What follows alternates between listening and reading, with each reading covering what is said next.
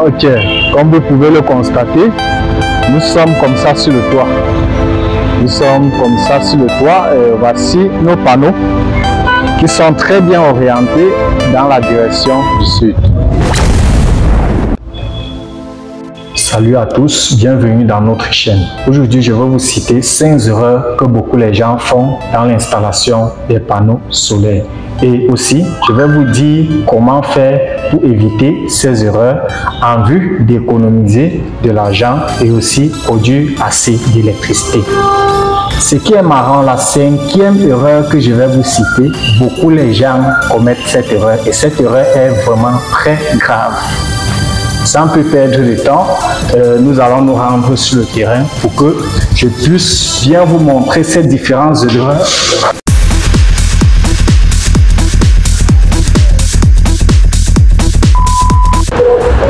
Une fois de plus, salut chers abonnés. Actuellement, nous sommes sur le terrain. Nous allons aborder les différentes erreurs que nous avons parlé.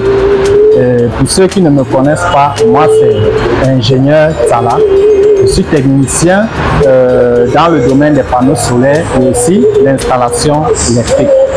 Donc, si tu n'es pas encore abonné dans notre chaîne, il faut t'abonner. Là, tu vas voir plusieurs vidéos que nous mettons chaque fois. Bon, sans plus perdre de temps, nous allons aborder nos différentes erreurs. La première erreur, c'est l'orientation des panneaux. Oui, chers abonnés, il ne faut pas négliger cette partie. Parce que dans ton installation solaire, quand tu orientes mal tes panneaux, il y a une perte de rendement. Et cette perte de rendement influence ton installation solaire. Et comment pallier à ça? Pour pallier à la perte de rendement due à la mauvaise orientation des panneaux, il faut positionner tes panneaux vers le sud si tu es dans l'hémisphère nord.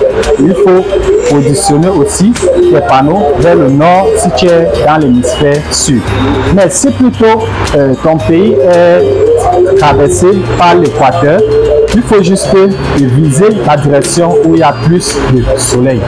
Bon, sans plus perdre de temps, nous allons passer à la deuxième erreur que les gens font.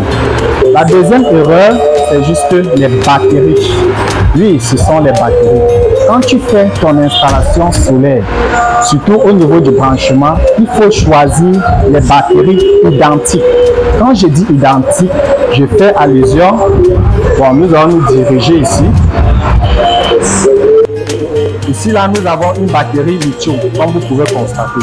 Si je fais peut-être mon installation solaire, où il faut mettre plusieurs batteries, il faut associer plusieurs batteries, et je ne respecte pas les mêmes capacités et les mêmes tensions, ça aura les impacts à la longue durée concernant mon installation. Donc, ce que je par là vous dire, une installation solaire doit avoir les batteries identiques. Donc, il faut dire les batteries identiques, même capacité et aussi la même tension. Donc, il faut respecter, il ne faut pas négliger cette partie. Chers abonnés, maintenant nous allons passer à l'erreur numéro 3 que les gens commettent généralement dans les installations solaires. L'erreur numéro 3 que les gens commettent, c'est le non-respect du cadre. Bon, pour mieux aborder cette partie, je vais vous raconter une petite histoire me concernant. Il y a de cela quelques années, je n'étais pas encore expérimenté en énergie solaire. L'un de mes clients était venu me chercher en me disant qu'elle a un frigo qui a été installé à base de l'énergie solaire, mais ce frigo ne congèle pas. Et subitement, je suis allé chez elle, j'ai essayé de regarder le frigo et le frigo ressemblait à ceci. Ça ressemblait à ce type de frigo. Comme vous pouvez constater, nous avons un frigo solaire. Et moi, ce que j'avais fait, parce que le technicien qui avait installé son frigo avait utilisé le câble de 6 mm pour brancher les panneaux et aussi pour brancher les batteries. Donc moi, avec quelques recherches, je me suis dit que si j'augmentais la section à 10 mm, le frigo devait congeler sans problème. Et c'est ce que moi j'avais fait. Je suis allé prendre le câble de 10 mm, j'ai refait son installation. Mais ce qui est vraiment délicat, quand j'ai refait l'installation, ça ne congelait toujours pas. Et j'étais vraiment confus. C'est où j'ai un ami, il s'appelle Emmanuel Chofa. Il est très expérimenté dans l'énergie solaire. Bon, je suis allé le voir pour demander conseil. Et comme je suis allé chez Emmanuel Tchofak m'a posé que est-ce que tu as dimensionné avant d'acheter ce câble? Mais j'étais vraiment confus. Que dimensionner comment?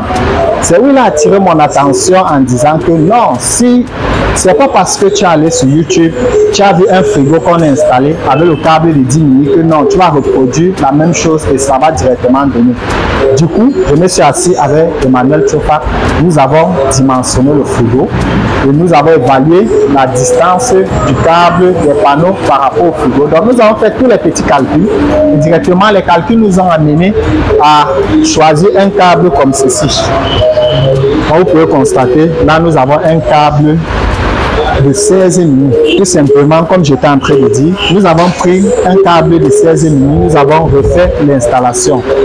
Et maintenant, l'installation était merveilleuse. Donc, cher abonné, tout ce que je veux que vous reteniez par rapport à cette histoire, c'est que quand vous installez un système solaire, surtout la partie câble, il faut dimensionner. Donc, il ne faut pas simplement, parce que vous avez vu sur une vidéo à YouTube, on a utilisé le câble de 16 mm, vous prenez le même câble, vous partez reproduire. Actuellement, nous allons aborder la quatrième erreur que plusieurs techniciens commettent généralement quand ils font une installation solaire. Pour plus vous éclaircir, approchez, je vais vous montrer. Bon, comme vous pouvez constater, ici nous avons un petit système solaire que nous avons installé, mais ce n'est pas le terme du jour. Là, nous étions à la quatrième erreur que la plupart des techniciens commettent. Quand les techniciens installent souvent un système solaire, ils évaluent uniquement les puissances des équipements de l'installation. Mais ils ignorent qu'il y a encore d'autres puissances qu'il faut vérifier. Comme je peux dire, il y a la puissance des panneaux, et aussi la tension que les panneaux vont délivrer. Bon, pour être plus clair, généralement, quand vous voulez faire une installation solaire, il faut vérifier toutes les caractéristiques, que ce soit de l'onduleur et aussi du MPPT, donc du contrôleur de charge. Maintenant, nous allons passer à la cinquième erreur que la plupart des personnes commettent quand ils font une installation solaire. Et pour vous dévoiler cette erreur, approchez, vous allez voir de vos propres yeux.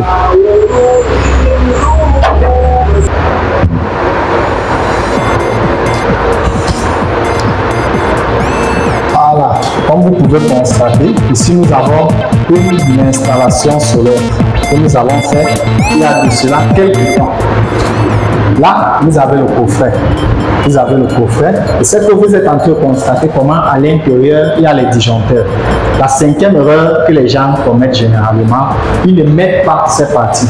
Donc, ils font une installation directement sans tenir compte de la protection.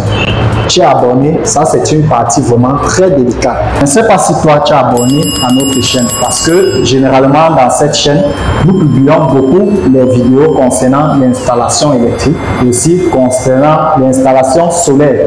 Et la prochaine vidéo que nous allons publier, ça va parler d'un dimensionnement complet d'une installation solaire où nous allons vous présenter les différents équipements, les équipements de protection qu'il faut souvent mettre dans une installation. Comme vous constatez, là, nous avons les disjoncteurs, là, nous avons le pare-feu.